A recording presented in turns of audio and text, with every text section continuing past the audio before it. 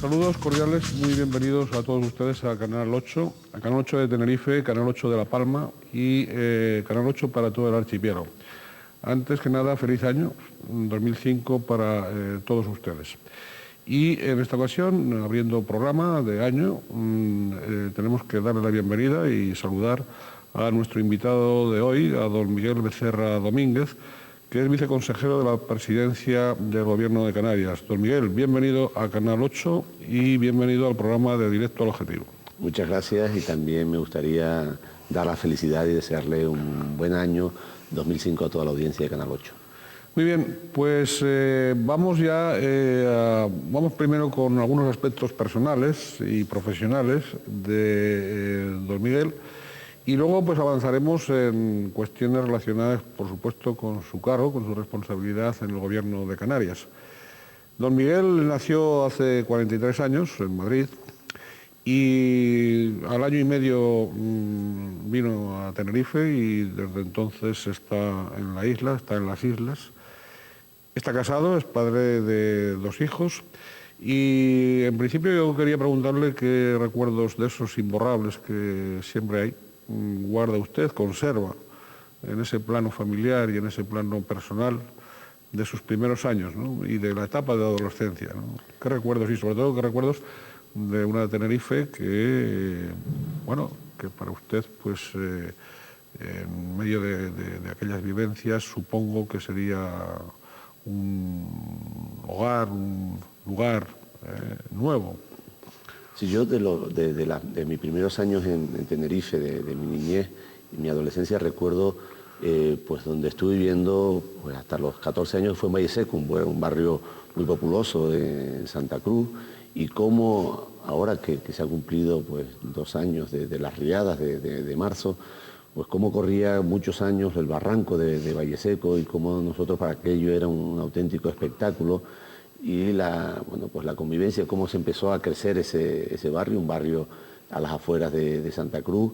En la época aquella, pues uno era monaguillo y además compartía labores con personas pues, que fueron muy importantes en el desarrollo de aquel barrio y de aquellos barrios que formaban como una unidad desde San Andrés, el barrio Alegría, María Jiménez, Valle Seco. Y tengo yo realmente un recuerdo muy imborrable. Mi padre trabajaba allí en unos almacenes que había en Valle Seco, precisamente en las naves de Cori, que todavía se conservan, y la verdad que recuerdo aquella etapa de mi vida como una etapa muy feliz, ¿no? De estar todo el día en la calle, cosa que hoy pues los niños, mis propios hijos, no pueden hacer, ¿no? Claro, contra lo que podría creerse, no estaba usted en un barrio digno, pero un barrio modesto, no estaba usted viviendo en el cogollito de la capital, no pertenecía a esa alta burguesía de la ciudad ni nada de eso, sino que era un niño de la calle. Sí. Hombre, no con el sentido de lo que hoy se entiende un niño de la calle de Brasil, sino un niño de lo que en aquel momento había muchos niños en los barrios con una infancia, digo, muy, muy feliz. Mi padre vino a trabajar a finales del 63, principios del 64 y vinimos todos. En aquel momento eran pues su mujer, mi madre y yo. Y ya digo, empezó a trabajar en Valle Seco y nos quedamos a vivir ahí en el mismo Valle Seco. Y yo creo, vamos, ya más estoy muy orgulloso de haber vivido, ya digo, en ese barrio magnífico donde tengo muchos recuerdos y donde mis padres se integraron perfectamente del primer día que llegaron y fueron una parte muy activa pues de aquella comunidad que empezaba a construir la iglesia. En aquella época recuerdo perfectamente con el padre don Fernando, un cura magnífico de aquella época, y bueno, todo Valle Seco lo recuerda. Y ya digo, era un barrio de Santa Cruz, un barrio muy interesante. No, Miguel, no se me adelante. Cuando yo hablaba del niño de la calle no tenía ninguna connotación brasileña, sino chicharrera, sino de Santa Cruz. En definitiva, tuvo usted un arranque vital feliz, digamos. Sí, sin duda. Bien, estudia la licenciatura en Ciencias Económicas en la Universidad de La Laguna, licenciado en Ciencias Económicas. ¿Por qué en Ciencias Económicas?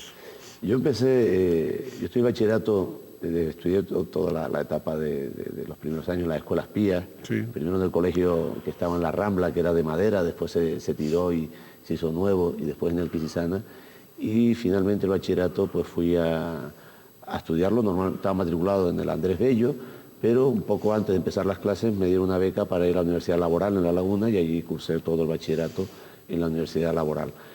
Cuando acabé la universidad laboral, se me habían dado muy bien las matemáticas y empecé a hacer matemáticas, hice primero de matemáticas, y por una cuestión que yo siempre he dicho que fue el azar, no se sabe si para bien o para mal, en junio, después de tener varias asignaturas aprobadas, por un cambio me equivoqué en la fecha de un examen y decidí que aquello no iba muy bien y por tanto debía dejarlo. Y en ese verano decidí que no debía dejar, no iba a seguir estudiando matemáticas y me decidí por algo que me había empezado a gustar, que era la economía. Que me había empezado a gustar porque sí tenía cierta inquietud por los temas económicos, porque en aquella época estamos hablando del año 78, 79, ya empezaba a haber un movimiento, bueno, pues la cultura económica, lo que era pues todo lo que había que estar metido, que era la plena transición, la plena nacimiento de la democracia en España, y pues sí me interesaron los temas económicos y eso, pues, cuando decidí dejar matemáticas tenía claro que lo que estudiaría sería económica. Oiga, y la economía, ya iremos entrando en materia, pero la economía es curioso porque en muchas ocasiones pues da la impresión de que es un tema muy árido, por un lado. Para la ama de casa es un tema vital, es un tema para un porcentaje altísimo. En Canarias, como usted muy bien sabe, pues es una lucha mensual durísima para la ama de casa, para el padre de familia. Para los economistas, pues claro, se encuentran en su ambiente, ¿no? Pero en general para la ciudadanía son siempre temas áridos, siempre temas tal. ¿Por qué a usted le gustaba? Es decir, o sea, esa aridez, usted la descubrió que no era tal aridez. Yo creo que en la economía, y uno cuando le gusta y lo estudia porque realmente le gusta, empieza a descubrir que en definitiva es un instrumento, es adecuar una forma de pensar para analizar multitud de problemas que van desde problemas desde el ámbito más individual o familiar, pues cuánto dinero gastarse en regalos de reyes o cuánto asignar su presupuesto a una vivienda o cuánto puede pagar a un coche mensualmente si lo compra a plazo, hasta los problemas más de empresa, de cómo organizar un conjunto de personas y un conjunto de máquinas o de capital para introducirse en una actividad productiva, introducirse en un mercado, a lo que ya puede ser un mercado en conjunto, o un sector, o la economía de un ámbito territorial, de un país, o de un estado, o de una región mucho más amplia. Yo creo que la economía, lo atractivo que para mí tenía es que, ya digo, no fue inicialmente, sino que lo fui descubriendo, cómo con una determinada metodología podía analizar problemas que iban, ya digo, desde el ámbito individual al ámbito colectivo mayor, ¿no? Bien, licenciado en Ciencias Económicas por nuestra universidad y funcionario de carrera del Cabildo, digamos que su actividad de economista se bifurca en varias vertientes, ¿no? Vamos a empezar con la académica, ¿no? Si le parece. A los 24 años y durante 11. Va usted a ejercer de profesor asociado en el Departamento de Fundamentos de Análisis Económico. ¿Por qué emprendió usted las tareas docentes y investigadoras? ¿Qué le impulsó a emprender esa tarea? Yo, la verdad que cuando al poco de acabar la carrera, yo me casé muy joven, antes incluso de haber acabado la carrera, ya eso hoy es muy raro, en mi época no era muy normal, pero era menos raro que en la actualidad. Pues yo me casé, ya digo, antes de acabar incluso la carrera. Tuve la posibilidad tenía una beca para ir a hacer un curso posgrado a la Universidad Autónoma de Barcelona.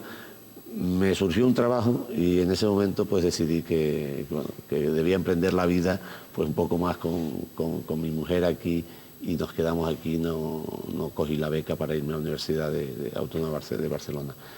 Y al poco tiempo, yo creo que no transcurrió ni 6 meses, salió una plaza en la universidad, me presenté y bueno, ahí inicié mi labor docente, de la cual yo creo que es una de las cosas que profesionalmente estoy más satisfecho porque realmente me gusta. Algo que me gusta. ¿Y qué le impulsó entonces a dejar eso? Pues me impulsó pues, los buenos o los malos amigos. Yo creo que los buenos amigos. En el año 87 había ganado las elecciones al Cabildo de Tenerife Adán Martín, dicen, y todo el mundo dice contra pronóstico, porque nadie pensaba que se la podía arrebatar a aquel entonces presidente y hoy delegado del gobierno, se asegura, pero gana Adán Martín con un equipo, bueno, pues donde estaba José Carlos Francisco, que era compañero mío, también profesor del Departamento de Teoría Económica, que se llamaba en aquella época. Él en un primer momento me dice, hombre, que si me voy a trabajar con él, porque tengo unas ideas de poner en marcha un presupuesto por programa. Bueno, pues ya llevaba las elecciones, había sido en junio, y él en noviembre me plantea irme con él a trabajar profesionalmente. Yo en principio le digo que no, que estaba bien en la universidad y trabajaba en aquel entonces también en una empresa consultora, y le digo que no. Pero finalmente, pues al final accedo a esa petición, y en enero del 88 empiezo a trabajar como profesional en el Cabildo. Bien, a todas estas, ¿qué pasó con su tesis doctoral? ¿Qué ha pasado con su tesis doctoral? Estamos en la vertiente académica. Sí, con mi tesis doctoral pasó que es el trabajo inacabado, y ese es lo que realmente sí que tengo una espinita en el corazón, y que yo seguro que la acabaré. Yo, viendo que hace 2 años leyó Rodrigo Rato su tesis doctoral, digo, bueno, todavía hay gente que ha llegado con más años más tarde a leerla, pero sí, sin lugar a dudas, creo que es un reto para mí. Y bueno, pues cuando tenga 1 o 2 años que pueda dedicarle un poquito más de tiempo, la acabaré, porque creo, ya digo, es una vocación innata en mí en la docencia, y evidentemente la docencia pues ya implícito un campo de investigación también, y lleva un paso, un requisito previo, que es la tesis doctoral. Bien, la microeconomía, la economía regional, el turismo, las finanzas públicas, el comercio internacional, la evaluación de proyectos de inversión, no sé si me dejo alguno, son las especialidades a las que se ha dedicado usted con mayor intensidad. De hecho, va a participar en diversos proyectos de investigación y tiene publicados abundantes trabajos en esas materias, artículos, en libros y en revistas científicas y especializadas. Dado eso, por supuesto, la tesis iría sobre turismo, claro, una de sus especialidades en las que más ha abundado ha sido el turismo. En eso lo comencé por dos veces, y la verdad que es de los temas donde más he trabajado. Ahora, si tuviera que plantearme, creo que, bueno, también un poco, usted lo ha señalado, el desarrollo de lo que ha sido un poco mi experiencia en el sector público, de las finanzas públicas, yo creo que también hay un campo ahí importante que podría ser objeto de estudio y de investigación, que competirían con el turismo como objeto de una tesis de estudio. Con el turismo. Bien, ¿cómo ha evolucionado, sobre todo, habida cuenta de esas especialidades que hemos nombrado? Hemos nombrado la economía regional, el turismo, la microeconomía, etcétera. ¿Cómo ha evolucionado la economía canaria en los últimos años hasta el momento actual? Yo, si tuviéramos que hacer un repaso histórico, un poquito más allá de la economía canaria, prácticamente del siglo XV al siglo XX, yo creo que habría 3 momentos cumbres, 3 momentos claves en la historia económica, que todas tienen un denominador común, que es la conectividad, que es la accesibilidad.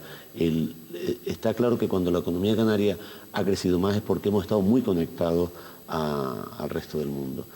En el siglo XVI y el siglo XVII, que es una etapa brillantísima de la economía, de la sociedad canaria, ya no solamente en el ámbito económico, sino en el ámbito de las ideas y digamos, de estar Canarias a la vanguardia europea del liberalismo y de las ideas que en aquel momento imperaban en el centro de Europa, lo fue porque por aquí tenían que pasar todos aquellos que querían ir hacia América, hacia el nuevo continente, y todos aquellos que querían ir también hacia África.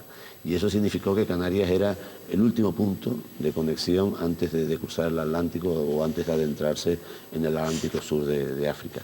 Eso, en definitiva, nos ligó mucho a Europa, nos ligó mucho al continente, y permitió que Canarias, que venía de una cultura neolítica, que era la prehispánica, nos incorporásemos rápidamente en un siglo y medio a la modernidad.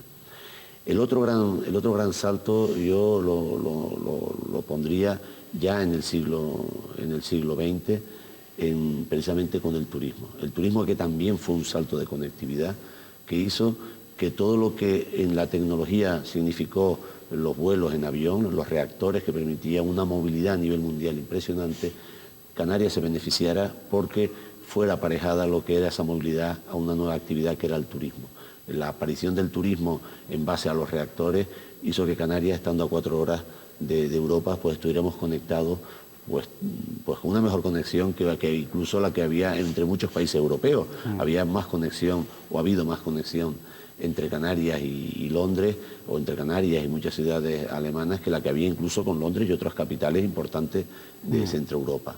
Por tanto, eso yo creo que han sido dos elementos claves en el desarrollo general de Canarias. La conectividad como denominador común de todas ellas. Y en el último siglo yo diría que, bueno, que la especialización precisamente en esa actividad turística es la que nos ha situado hoy, pues, bueno, a la media de cualquier región europea, por supuesto española. Y eso yo creo que ha sido los dos grandes hitos que han marcado una mirada muy global la cultura, no solamente la economía, sino la cultura y la sociedad canaria. Mire, es bastante desconocido, pero a mí siempre una de las cuestiones que siempre, desde el punto de vista económico, que se me plantean, uno de los interrogantes, que no siempre tengo resuelto, ¿no? Es el cambio en principio del siglo XX, bueno, ya no mediados, sino principio del siglo XX, con la Primera Guerra Mundial. El cambio del área de Canarias de la libra a la peseta, se llamaba así, ¿supuso para la economía canaria algún tipo de beneficio? ¿O eso fue un accidente más monetario, sin más? Yo ahora... Porque la economía de Canarias está fundamentalmente en el área de la libra, no en el área de la peseta. Efectivamente, es decir, Canarias, el motor de lo que en toda la historia de nuestra sociedad fue el motor del crecimiento económico, fue la accesibilidad y en definitiva el libre cambio. El que a Canarias se le permitiera tener un régimen de libre cambio, que ahora lo vemos como algo que a nosotros no nos llama mucha atención, pero eso en pleno siglo XIX, principio del siglo XX, era muy, muy importante. Es decir, que en Canarias se pudiera importar de todos los orígenes, de Inglaterra, de Holanda, de Francia, de Alemania, eso para que precisamente en muchos casos esa mercancía pudiera volverse a exportar a Sudamérica o a otros países. Yo creo que hacía que en Canarias entrara, bueno, pues una cultura, entrara un conocimiento, entraran unos hábitos de comportamiento que marcó mucho, y la influencia británica en ese sentido yo creo que fue muy importante. Yo no vengo a decir que hubiera pasado si aquí no hubiéramos quedado con la libra en vez de con la peseta. Lo que sí estaba claro, y eso nadie lo niega, que precisamente los momentos menos espectaculares o de menor crecimiento ha sido cuando a Canarias se les ha impuesto situaciones, pues, que digamos un poco que vulneraban o que ponían cortapisas al libre comercio.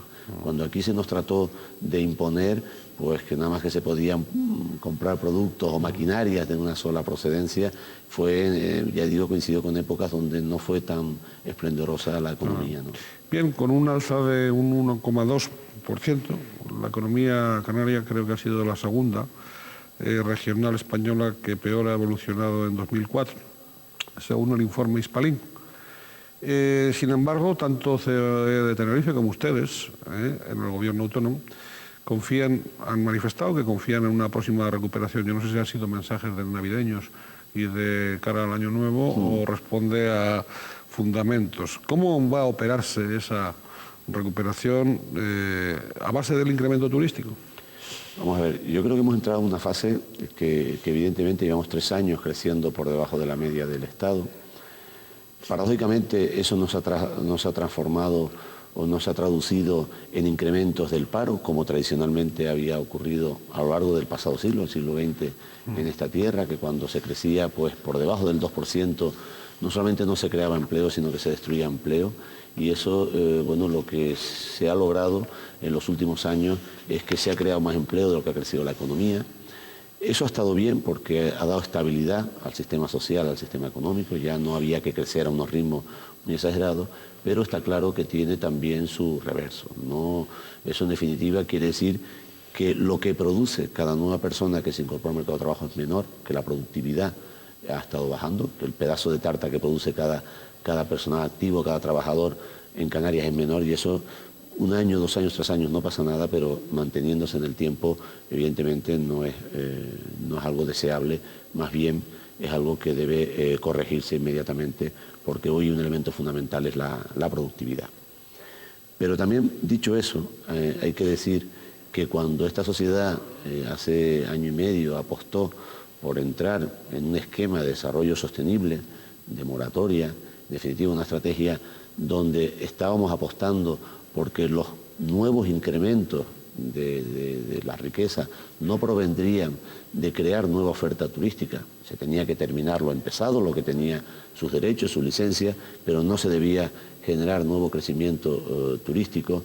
Yo creo que era una apuesta precisamente por este tipo de crecimiento, con unos riesgos. Con riesgos, como ya hemos dicho, que con crecimientos lentos es más difícil crear empleo, se ha conseguido, pero también en ese sentido, cuando se tomó esta decisión, y afortunadamente pues ha habido una continuidad en el gobierno, y el que hoy es presidente del gobierno, Adán Martín, era consejero de Economía y Hacienda, sí que ya se empezó a diseñar una nueva estrategia de desarrollo. Una nueva estrategia de desarrollo que pasa por volver, o no por volver, sino por retomar lo que ha sido, y a lo que antes ya hacía referencia, el elemento, el denominador común de estas islas, que es la conectividad. Es decir, Canarias tiene que estar muy conectado al resto del mundo, y por ahí pasa, diríamos, lo que serán los nuevos aportes a crecimientos económicos futuros. Bien, antes de seguir adelante, días pasados el presidente Adán Martín hablaba de la segunda revolución, creo, de la economía de Canarias, como usted ha empezado casi Sí. con ella.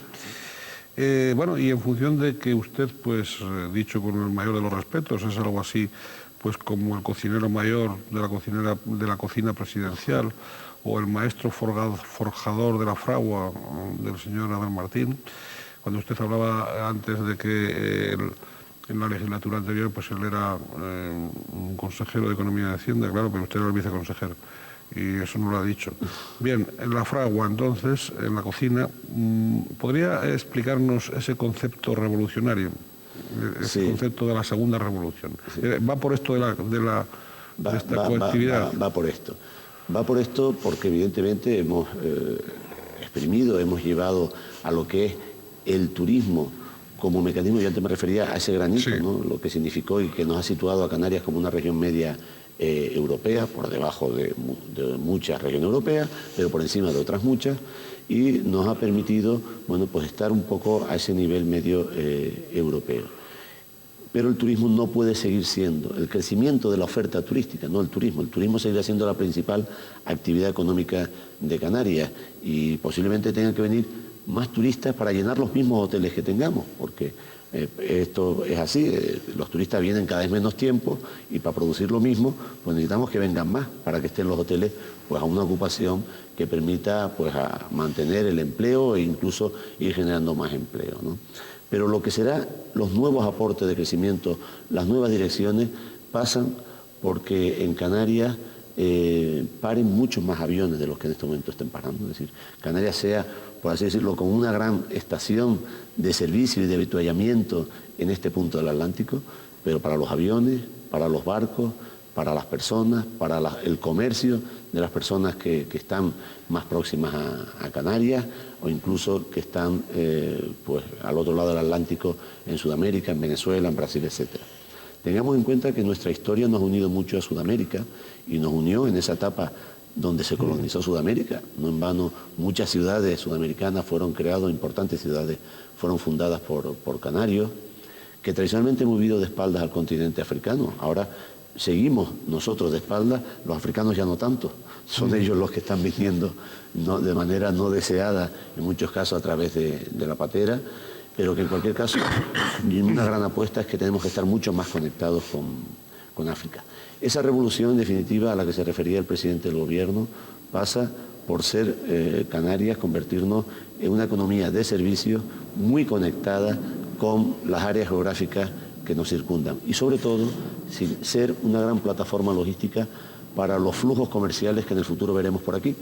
Y los veremos porque paradójicamente, cuando se dice que el centro neurálgico, sobre todo comercial, se ha trasladado hacia el Pacífico, hacia esa gran potencia emergente que es China, pues esa gran corriente de comercio que tendrá que venir de China pues hacia Europa, o hacia la costa este americana, o hacia el Caribe, o hacia Brasil, pues nosotros estamos casualmente situados en un punto donde todo ese flujo comercial pasará cerca de Canarias, y por tanto ahí nosotros, en ese flujo comercial, dada esa posición estratégica en la que estamos, deberíamos, y es nuestra obligación, convertirlo en renta, convertirlo en una fuente de riqueza para todos los canarios.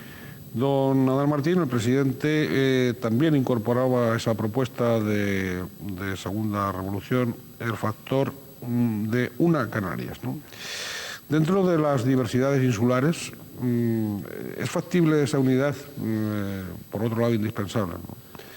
¿Qué pasos habría que dar para ir conformando esa unidad o ir ganando terreno en esa unidad y en el alejamiento de pleitos que suenan decimonónicos, pero con pleitos que siguen teniendo rejos en las dos islas, por lo menos capitalinas, ¿no? Sí. Bien, ¿qué pasos Sí. para erradicar ese pleito y para ir a esa unidad de la que habla el presidente? Precisamente en esa estrategia que hemos dicho, esa segunda revolución de posicionar a Canarias como archipiélago atlántico y con un protagonismo económico, social y político en este lado del Atlántico, es fundamental hablar de una Canarias de 2 millones de habitantes, es decir, de hablar de un único espacio, de hablar de una única región, en definitiva de hablar de una región fuerte, donde no estemos tanto mirándonos con el rabillo del ojo unos a otros, sino que marquemos toda una estrategia, que compitamos, porque eso yo creo que también es saludable, y es bueno, en este caso las islas mayores, pues bueno, por seguir siendo mayores, pero en una sana competencia donde en ningún caso desvirtúe los esfuerzos de ir a posicionarnos como una región fuerte en este lado del Atlántico, ya digo, en lo político, en lo social y en lo económico. Y eso, esa unidad pasa porque realmente nos fijemos ese objetivo común, y pasa porque al final integremos las sociedades y el tejido económico. Yo creo que uno de los pasos que se ha dado importante ha sido una revolución la que ha habido en los sistemas de transporte entre las islas. Pongamos por caso, hasta hace muy pocos años era impensable pues que un fontanero pudiera venir de Gran Canaria a Tenerife o pudiera ir de Tenerife a La Palma o de La Palma a La Gomera, porque las comunicaciones eran, bueno, pues hacían impensable, tendría que quedarse a dormir y eso pues ya significaba una barrera muy importante. Hoy en día, gracias sobre todo a las comunicaciones marítimas rápidas que hay entre las islas, eso es factible.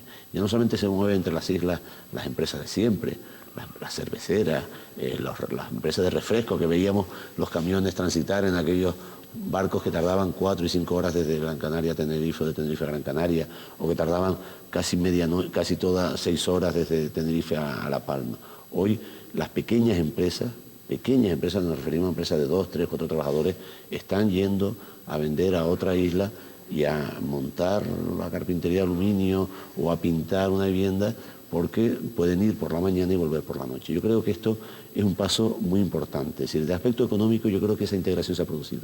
El siguiente paso yo creo que tiene que ser el paso de lo social. Y ahí las dos capitales, Santa Cruz y Las Palmas, están llamadas a jugar un papel y a dar la vuelta al calcetín. Es decir, no tenemos dos capitales y eso es malo, no tenemos dos capitales y eso es bueno. Tenemos dos grandes auditorios, si nosotros juntáramos las dos capitales, estaríamos hablando de una capital de más de casi 1,5 millones de habitantes. Es una gran capital en España. Y eso, para atraer actos culturales, para atraer eventos internacionales, yo creo que es muy importante. Eso es como a lo que antes hacía usted referencia, a la diversidad de las islas. Lo que podría parecer un hándicap, una dificultad, el hecho de que las islas sean tan distintas, yo creo que eso hace mucho más atractivo para que todos los canarios nos movamos. Si las 7 islas fueran unas iguales a otras, nadie tendría el atractivo de irse pues el Palmero a Fuerteventura o el de Fuerteventura a La Gomera, porque vería lo mismo. Somos tan distintos en el paisaje y tenemos hasta nuestras propias señas de identidad en cada isla, que es un elemento para que nos movamos mucho más en los aspectos de ocio, de cultura. Yo hace poco estuve con mi hijo jugaba baloncesto y lo acompañé en los campeonatos escolares, y acompañamos todos los padres a los chicos a estos partidos, y una de las cosas que yo creo que nos debe llenar un poco más de ser mucho más atractivo el movernos entre las islas, pues en este caso era con la disculpa de acompañar al chico a jugar a baloncesto, pero debería ser con otro tipo de disculpas las que hiciera que nos moviéramos y que descubriéramos lo dispar que son nuestras islas, lo maravillosas que son. Y eso nos integraría mucho más. Sí, y también el abaratamiento en los transportes, esos que ha citado usted. Digamos, si esas dobles insularidades se van limando, pues ese continuo trasiego pues, de profesionales de una isla a otra, etcétera, etcétera, todavía se dinamizaría muchísimo más, supongo, si se abarataran los transportes y se aplicaran medidas políticas a los transportes. Bien, ¿en qué medida estamos hablando de unidad a partir de la diversidad y de la diversidad como un factor de enriquecimiento? y no de pelea, y no de guerra, y no de... Siempre teniendo en cuenta que por eso de las idiosincrasias y del paisaje diferente y del paisanaje también diferente, a veces pues en una isla pues se entiende que la otra está en ojo a visor y como se descuiden unos paisanos se quedan a la cola de otros. Pero bueno, en algunos servicios está pasando eso. Y algunas inversiones también, en la ejecución de algunas inversiones, plan de carreteras, etcétera, etcétera, que nos cogen la delantera. Digo, nuestros fraternos hermanos de enfrente. Bien, ¿en qué medida afecta al archipiélago, pero puestos en ese objetivo de unidad, que por otra parte es irrenunciable, pero si queremos continuar o emprender un siglo XXI, desde luego desde el progreso, no solo, sino incluso desde el progreso? ¿En qué medida afecta al archipiélago esa confrontación supuestamente nacionalista, no sé de qué tipo es, en la todavía coalición canaria? Yo la verdad que ahora que está pues, en estos días de Navidad, que la noticia ha sido toda la cuestión del plan Ibarretxe y toda esta... Luego le preguntaré sobre el plan Ibarretxe. Yo sinceramente sí creo que si hay en alguna comunidad de las 17 más las 2 ciudades autónomas que conforman el Estado español, que tiene justificación que exista una fuerza nacionalista, sin duda, es Canarias. Pero y además esto... lo digo con toda normalidad del mundo, es decir, nosotros no tenemos una lengua distinta al castellano, y yo creo que bueno, es una lengua magnífica y nos debemos sentir orgullosos de ello. Pero sí tenemos unos elementos que nos hacen ser de alguna manera diferentes o de tener una problemática muy concreta que no se entiende muchas veces desde Madrid. Y que precisamente en estos momentos, que hoy se abría la campaña de apoyo a la Constitución Europea, que se someterá a referéndum de todos los españoles en febrero de este año, el 2005, hay precisamente un apartado dedicado a un determinado tipo de regiones que reúnen unas características físicas que la Comisión Europea, que toda la Unión Europea reconoce que necesita de aplicación de políticas específicas. Usted antes se refería a algo muy importante, que es las comunicaciones entre las islas. Nuestras carreteras son nuestros aeropuertos. Cuando desde Coalición Canaria a los distintos gobiernos del Partido Socialista, del Partido Popular y ahora del Partido Socialista, se le plantean que los aeropuertos son nuestras carreteras, que en Canarias para ir mucha gente de La Palma al hospital, al especialista en Tenerife, tiene que coger un avión, y por lo tanto hay que buscar un sistema de transporte ágil, rápido, flexible, que no signifique... Usted a cualquier persona en la península le pregunta lo de coger un avión y parece que es una aventura. En Canarias no, coger el avión es casi como el que tiene que coger el tren en la península. Y eso, a nadie se ha puesto en duda que los trenes de cercanía son una competencia que son de la comunidad autónoma. Los famosos trenes de vía estrecha, los FEBES aquellos, esos son competencias de la comunidad autónoma porque son de ámbito de la comunidad autónoma.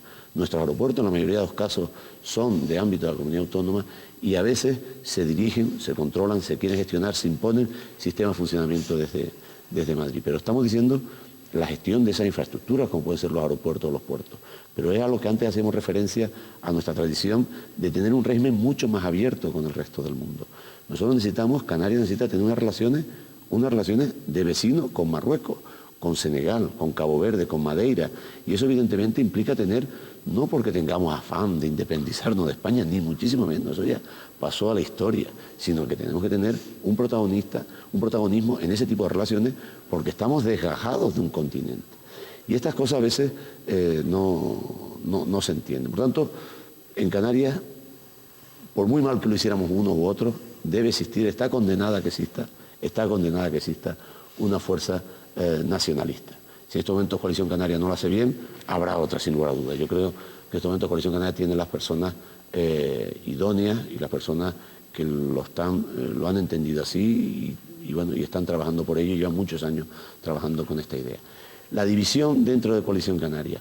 Bueno, pues yo creo que no se ha terminado en muchos casos de articular o de saber cómo realmente llegar, sabiendo que necesitamos una fuerza nacionalista, a articular una ideología un poco que estuviera incluso por encima de lo que pueden ser los intereses particulares de cada isla. Y eso, bueno, pues en política, la creación de nuevas ideas pues tiene sus problemas y sus abortos y sus matizaciones, hay gente que se va quedando en el camino, y eso la historia de Coalición Canaria ha estado llena de eso, y yo creo que la consolidación de Coalición Canaria como un proyecto de político nacionalista y de futuro, pues también llevará que gente que a lo mejor quiera anteponer su protagonismo personal por encima del proyecto político, pues tenga que abandonar, y yo creo que es lo que está pasando en algún caso con el caso de Gran Canaria, ¿no? Sí, sí, usted por elevación casi quería salvarlo hablando de interés insular, pero da la impresión de que bueno, usted lo conoce mejor, pero el pleito interno que tienen ustedes, pleito no, guerra y total y división, que se espera que se consume ahora ya en 2005, ¿no? Pero es una cuestión no de interés de islas, sino de intereses muy personales, da la impresión de que son intereses de cargos personales, bien, hay del interés común. Bien, en 1991 usted con otros socios abre un despacho profesional para ejercer funciones de consultor y de asesoría a empresas y administraciones públicas. 2 años después, 1993, el Gobierno lo nombra miembro del Consejo Económico y Social de Canarias, dentro del cupo de esas 2 personas de reconocida valía profesional que está así regulado. En el Consejo Económico y Social de Canarias ocupará la vicepresidencia de la Comisión para Asuntos Europeos. Un puesto que usted va a desempeñar desde el 93 hasta el 96. Al margen de la mención a la ultraperificidad de la Constitución Europea, ¿qué percepción pragmática tienen en Bruselas y en Estrasburgo de este archipiélago? ¿La tienen, o sea, hay que seguir cultivando la información y la difusión como en Madrid o ya nos conocen perfectamente?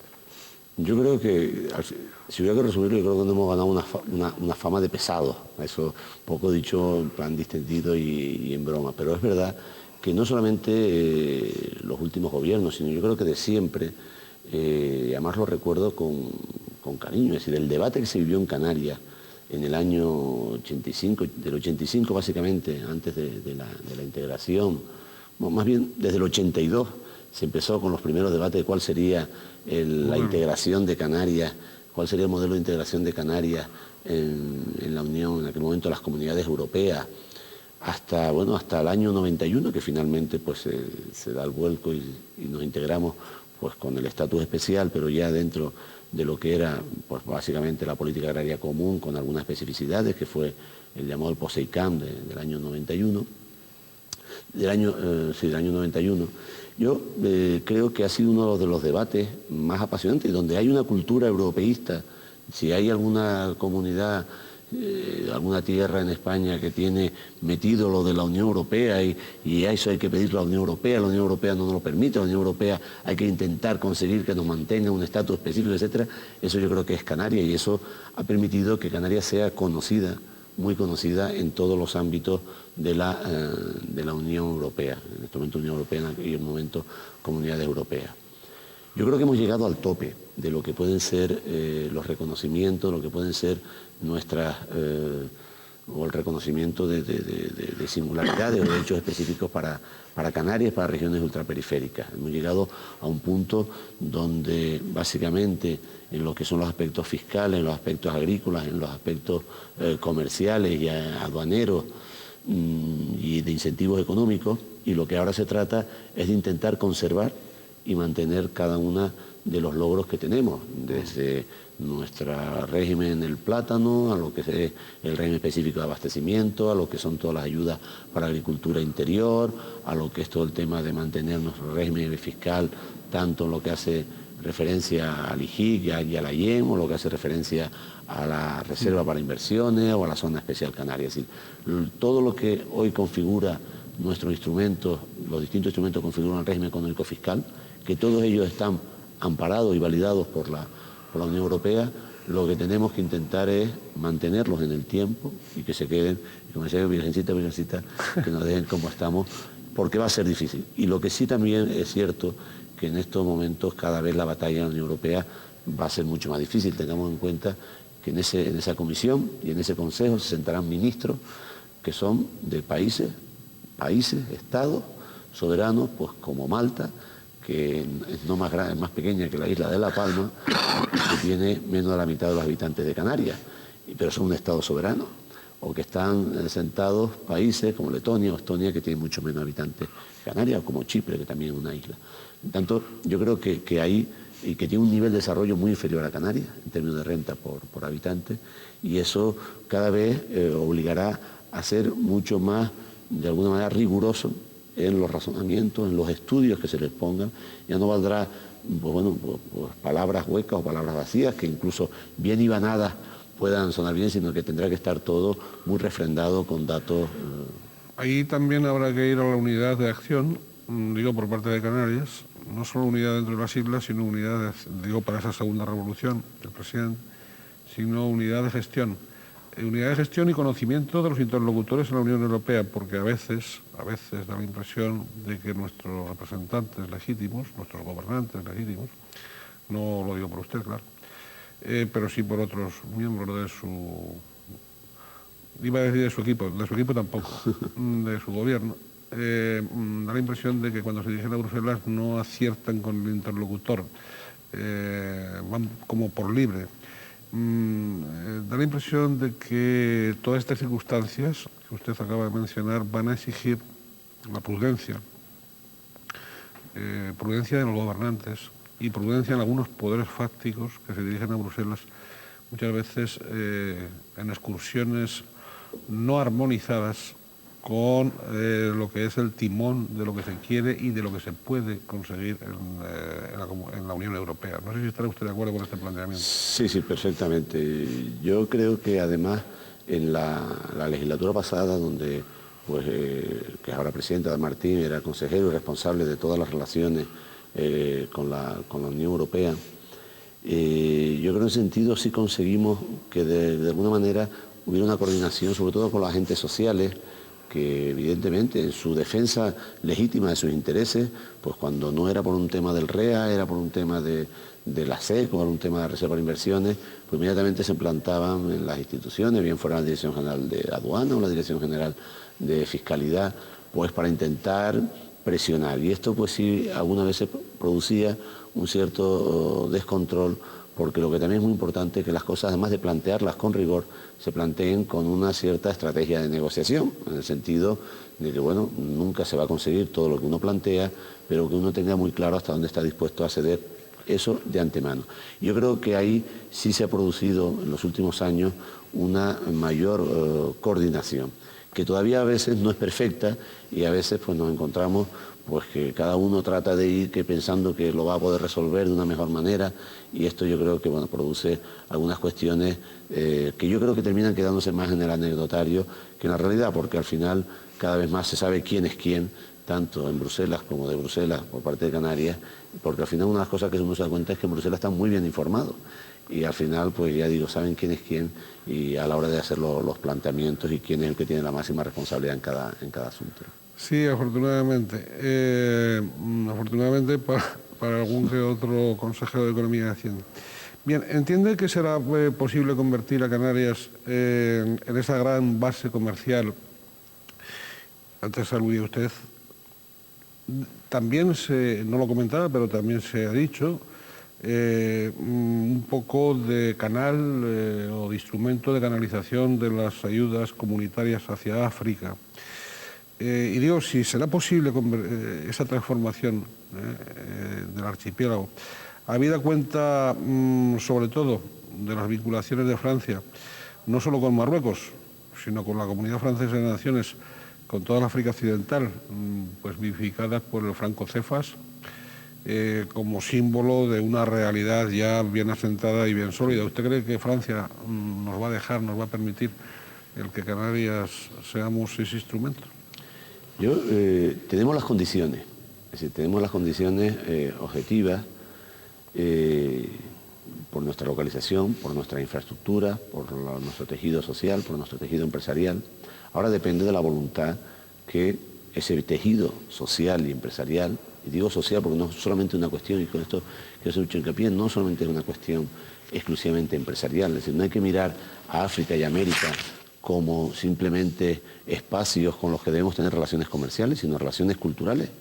Cada vez más es mayor la colonia de sudamericanos que viven en esta tierra y que están plenamente integrados, y eso también tiene que ser un elemento de canalización pues, de unas relaciones con entidades o con organismos multilaterales sudamericanos para que se establezcan, se localicen en Canarias, empiecen a trabajar. Hay unas relaciones, yo creo, muy importantes en el futuro con Brasil, que va a ser un gran país exportador hacia Europa, y nosotros, por nuestro nivel de comunicación aérea y marítima, pues estamos prácticamente, podríamos poner la mercancía brasileña desde nuestros puertos a cualquier puerto europeo en menos de 72 horas. Eso yo creo que es una ventaja que no tiene prácticamente ningún puerto de Brasil. Y por tanto es una operación de ámbito mucho mayor que lo estrictamente económico. Y ya digo, no debemos mirar a África o América solamente bajo la perspectiva o bajo el prisma de relaciones económicas, sino bajo el prisma de relaciones mucho más amplias, sociales, culturales, políticas. Y yo creo que tenemos las condiciones, como digo, objetivas. Ahora, va a depender de si esa revolución, los canarios, que en definitiva seríamos los protagonistas de esa revolución, estamos por la labor de abrirnos, que siempre hemos estado abiertos al mundo, sin que eso signifique, y por eso es muy importante todo el tema del control de la población, del control de los aeropuertos, sin que eso signifique que vayamos a ser colonizados por los africanos ni por los americanos, pero sí que pudiéramos ser ese centro de referencia para que aquí se localizaran pues lo que ahora va a ser próximamente, ya ha sido anunciado, pero que se va a ser ratificado, que es la Casa de África, la Casa de España para África, sea localizada en Canarias, que en Canarias se localicen institutos que ayuden a la cooperación de África, empresas que desarrollen su actividad en este lado de África. Yo creo que en ese sentido, nosotros frente a Francia, tenemos la ventaja para muchos países africanos que no somos ni la metrópoli, o la exmetrópoli, ni una potencia colonizadora, ni un gran país, sino somos a veces al mismo nivel. El Reino de Marruecos tiene un presupuesto de 1,5 veces el presupuesto de la Comunidad Autónoma de Canarias. Evidentemente tiene más de 10 veces la población que tenemos en Canarias, pero bueno, al final las relaciones que hay son unas relaciones que no ven desconfianza, por supuesto, como la podrían ver en Francia o detrás de unos intereses políticos o geopolíticos. Con nosotros hay más una relación de igualdad. Y quien dice con Marruecos, pues es con Mauritania, o es con Senegal, o es con Cabo Verde. Por tanto, yo creo que ahí nosotros tenemos una ventaja para que se produzca una mayor sintonía a nivel de gobierno que la que pudiera tener Francia. Y yo creo que tampoco Francia en ese sentido pues tiene ni la capacidad, ni me la veo, que en ver en nosotros como un gran competidor que fuéramos a desplazar, ni muchísimo menos la influencia que Francia tiene en muchos de esos países actualmente. Bien, relaciones Canarias-Marruecos. Luego le preguntaré por su viaje reciente, que no ha trascendido. Pero ¿no son contradictorios pues, los positivos contactos que viene cultivando el gobierno de Canarias con la actitud beligerante, no ya de todavía el dirigente de Coalición Canaria en Gran Canaria, don Carmelo Ramírez, en una versión muy antimarroquí, extremosa, sino del propio don Paulino Rivero, diputado nacional, presidente de Coalición Canaria, y que se pronuncia en unas actitudes un poco amistosas, dicho entre comillas, hacia Marruecos. ¿Eso no es contradictorio con la política de cercanía que viene en este momento desarrollando el gobierno de Canarias? El gobierno de Canarias, como decíamos, está condenado a llevarse bien con Marruecos. Es un vecino con el que nos tenemos que llevar bien. Y nos tenemos que llevar bien en todos los ámbitos de las relaciones, las políticas, las económicas, las culturales. Tenemos que estrechar mucho mayores lazos que los que tenemos. Y esa, digamos, normalización de relaciones, ese estrechamiento de relaciones tiene que llevar implícito el que, de alguna manera, se vayan reduciendo hasta intentar por todos los medios que desapareciesen pues, esas corrientes de pateras que asolan o que a diario pues, prácticamente vienen desde la costa sahariana, marroquí, hacia las islas fundamentalmente de Lanzarote y Fuerteventura. Y en esas relaciones, en la mejora de esas relaciones, es donde hay que escribir precisamente la lucha conjunta contra ese tráfico ilegal de personas. Que tengamos en cuenta que no es, a veces, y a la palabra de Paulino, yo las entiendo, porque pues, él tampoco tiene unas relaciones normales o cotidianas, no está precisamente en otros asuntos, en estos momentos de mayor interés para Canarias, para todo el Estado, pues como ha sido todo el tema de la comisión de investigación de los atentados en España, e incluso en los temas, las labores de diputados, de todos los asuntos Canarias en el Congreso en Madrid, en el Congreso de Diputados, y a veces lo que es un poco la evolución de las relaciones con Marruecos, los contactos con Marruecos, pues no está en el día a día. Marruecos está haciendo lo que puede en el tema de inmigración, que tiene que hacer mucho más, y eso lo ha dicho el presidente del gobierno. Yo creo que en el fondo lo que también le está pidiendo a Paulino es que haga mucho más. Lo que pasa es que también lo tenemos que poner en términos de lo que un país pobre como Marruecos, con una extensión de miles de kilómetros de costa, de gente que no son marroquíes la mayoría de ellos, sino que vienen de Centroáfrica y que utilizan esa costa para salir, como pueden utilizar Sierra Leona, como pueden utilizar otra.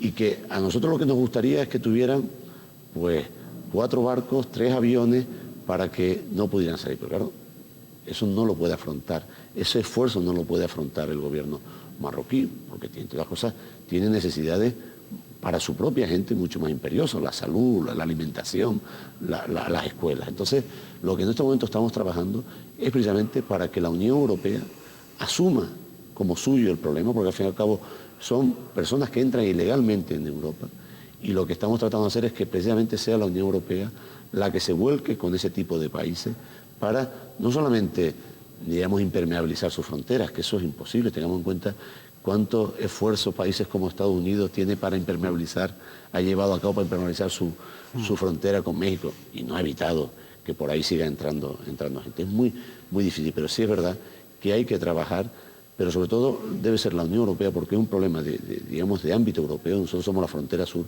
para que sea la Unión Europea la que ayude a Marruecos, diríamos, a poner muchas más trabas y a poner y a dificultar mucho más este tipo de trabajo. En este sentido es impresionante el efecto que ha tenido el trabajo periodístico de esos 2 periodistas que atravesaron el espacio entre el continente y Canarias en 2 pateras, y que ha sido difundido ampliamente en las televisiones europeas, principalmente en Francia, pero también en Alemania, Bélgica, y esto ha sensibilizado mucho más, y nos consta al gobierno de Canarias que en este momento ya empieza a haber una mayor preocupación desde el ámbito humanitario, porque es un problema humanitario, en la institución europea, para intentar ayudar a Marruecos a poner freno, y tiene que ser la Unión Europea. No podemos, los medios, los escasos medios que pone Marruecos, los pone a ese servicio, y de hecho pues son muchas veces pues, recogidos muchísimas personas y son trasladadas, pero trasladadas por la frontera, por el desierto, que vuelven otra vez a escaparse, porque evidentemente no hay una frontera en ningún país que los acoja, ¿no? Esto es un problema muy complicado a largo plazo, que Marruecos hace lo que puede, que debe hacer más, pero las medidas más contundentes deben ser, digamos, de alguna manera financiadas o promovidas desde la Unión Europea. Bien, debe hacer más, y ellos nos dirán qué hacemos nosotros también. Diego Canarias, aparte de enterrar los cadáveres, ¿no? Usted mismo visitó días pasados, a finales de diciembre, Marruecos. No fue de vacaciones. ¿Qué programa desarrolló y con qué resultados, que pueda saberse, ¿no? Pues el programa, la visita digamos, se circunscribe en los contactos que normalmente tenemos al máximo nivel, desde la visita que hizo el presidente del gobierno, y que se entrevistó con el rey de Marruecos, con Mohamed VI. Bueno, por lo que se ha pretendido a través de determinadas personas de enlaces tener contacto, bueno, pues en todas las cosas para trasladarles la preocupación, la necesidad de que Marruecos tiene que hacer más de lo que hace y hacer ver lo que está haciendo. Es muy importante que no solamente que lo que se haga, bueno, pues dentro de sus capacidades, sino que en Canarias seamos conscientes que el Reino de Marruecos está haciendo cosas para frenar este tráfico de personas, y de alguna manera también planes de trabajo de mejorar la cooperación en muchos ámbitos. Porque yo creo que esto es muy importante. Es decir, yo estoy convencido de que si aumentáramos el conocimiento los canarios del Reino Alauita, de lo que es ese país, ese gran país que está al lado, muchas de las desconfianzas, de los recelos, se disiparían. Y yo creo que veríamos el problema como un problema realmente de inmigración, pero no de Marruecos, sino de todo África. Al fin y al cabo, la mayoría de las personas que vienen a esas pateras no son marroquíes, sino son centroafricanos, y que de alguna manera también tenemos que trabajar juntos con un problema que es común, que es la situación de miseria extrema que vive en estos momentos la parte central de África, sobre todo una parte que se llama el Sahel, que es donde confluyen, que hay una situación prácticamente de no gobierno y donde de alguna manera se está concentrando gran miseria y que es una fuente de, bueno, pues que la gente salga huyendo porque es que se está muriendo de hambre.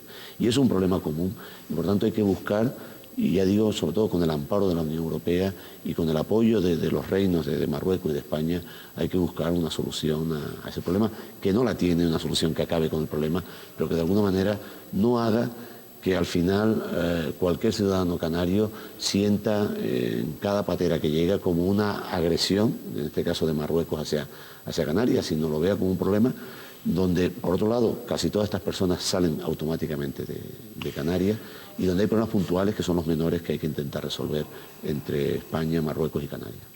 Bien, y la inmigración por puertos y aeropuertos, que es la más numerosa y que es la que surte una economía sumergida que existe en Canarias y que es muy... Claro, si es economía sumergida, no le puedo preguntar en términos de rigor, pero sí que sabemos que una parte de ese gran flujo, que es muy superior, porque los ciudadanos que viven por las pateras, pues bueno, pues, no es nada numéricamente, aparte de la pérdida de vidas humanas que se están produciendo, con los miles de inmigrantes que llegan por puertos y aeropuertos. Y yo pienso que ahí sí se podría hacer algo más de lo que se hace. Digo, bueno, porque en Estados Unidos no puede impermeabilizar la frontera de México, pero como usted esté más tiempo del debido que le han dado en el pasaporte, lo localizan aunque sea en, no sé, aunque se meta en el último rincón del último estado, ¿no?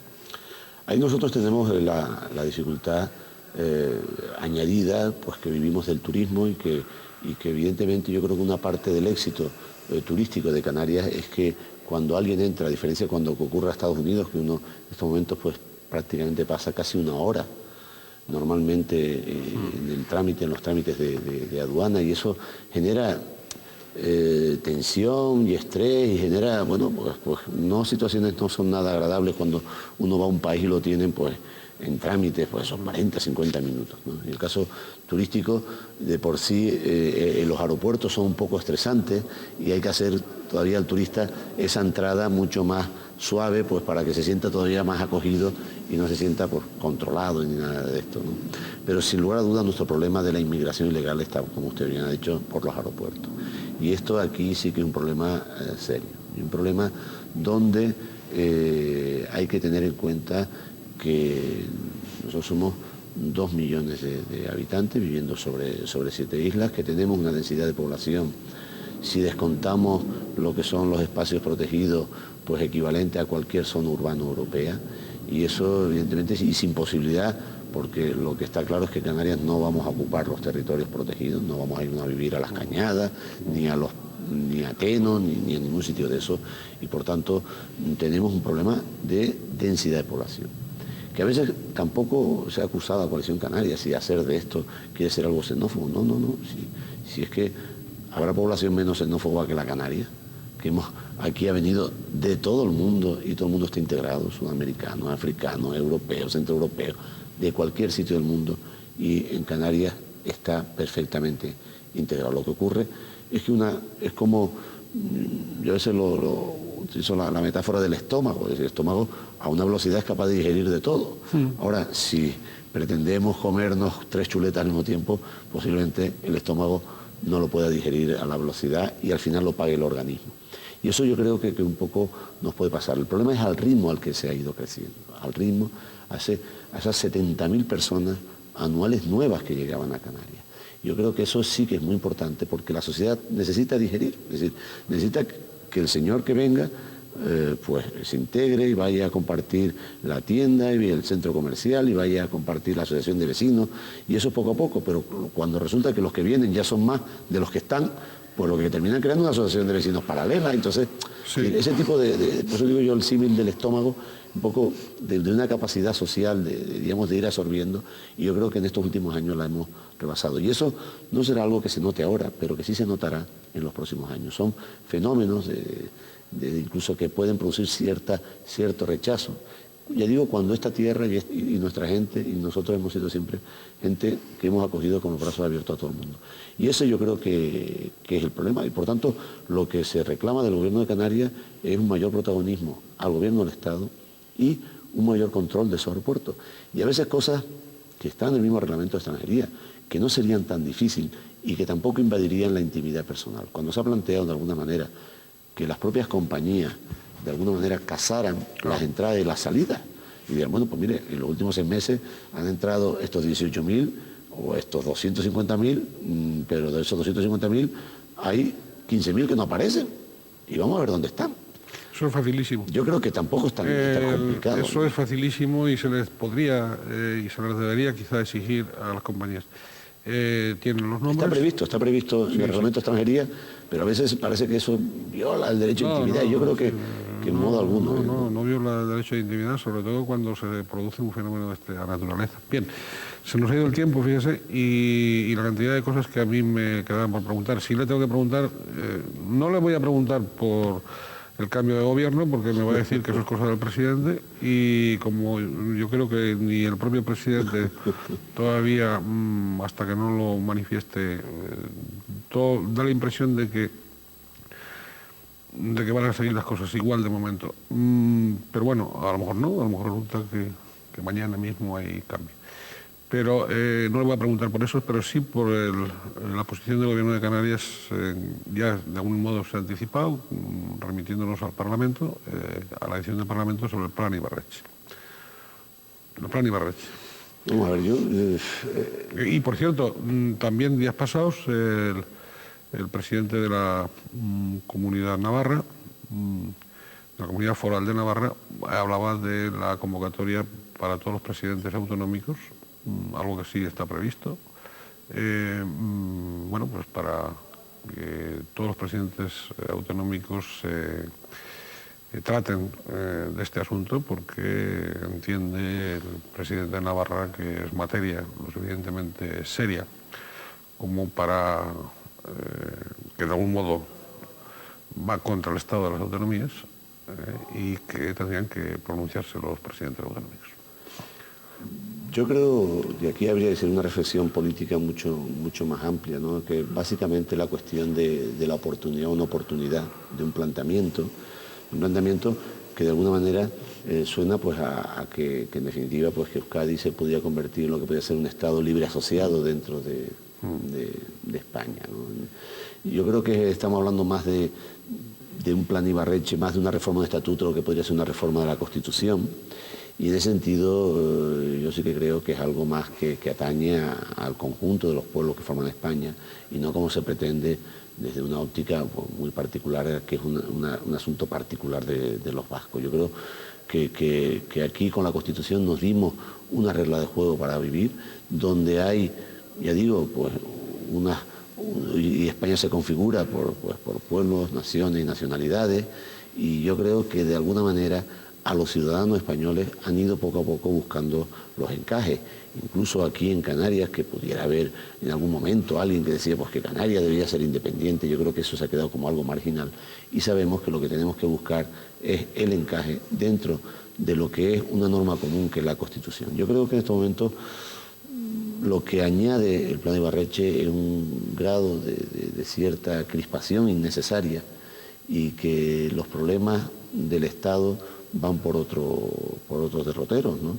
Y que la convivencia entre los distintos pueblos que conforman España, Euskadi, Canarias, Cataluña, Andalucía, pues tienen que ir buscando pues cómo ir mejorando su autogobierno, su encaje dentro de la propia Constitución, pero siempre respetando las reglas básicas de lo que ha sido la Constitución.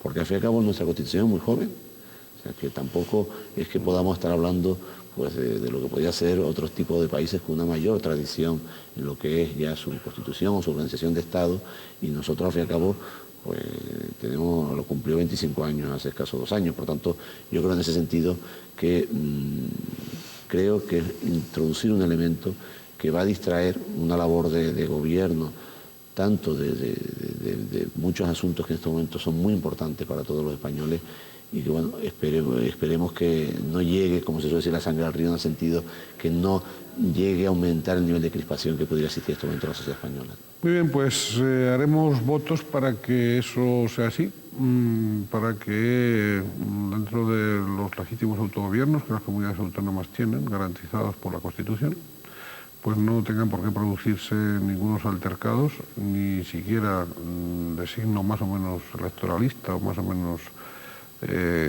perverso, claro, que pongan en juego pues la convivencia y la paz y esa unidad y esa armonía que es necesaria para salir adelante el conjunto de los pueblos y de las nacionalidades españolas.